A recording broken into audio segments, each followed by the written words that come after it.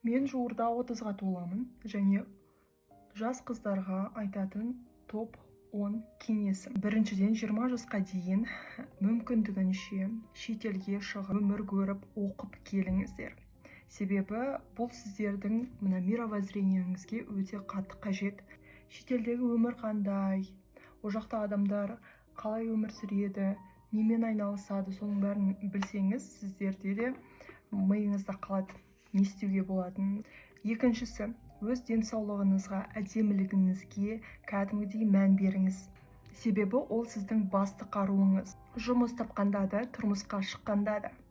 Үшіншісі, өзіңіздің сүйікті ісіңізде максимально ақша табуды үйреніңіз. Себебі сүйіп істеген ісіңіз әрқашанда табыс әкеледі. Төртіншісі, 25 жасқа дейін өзіңіздің квартираңызды алуға тырысыңыз. Себебі оны арендаға берсеңіз де ол кәдімгідей табыс көзі. Әсіресе 25 жастан кейін жұмыс істеуге кішкене желание қашып кетуі мүмкін.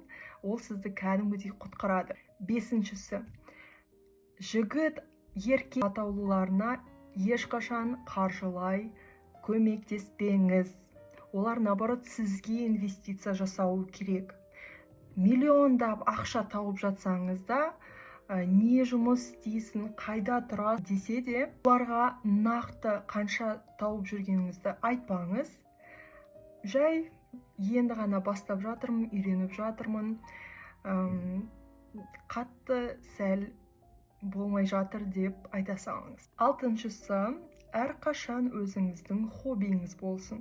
Кітап оқу болсын, сурет салу, билеу, немесе жай серуендеу болсын. Әйтеуір бос уақытта өзіңізге энергия беретін ісіңіз болсын. Жетіншісі, әр жыл сайын чекап өтіп тұрыңыз.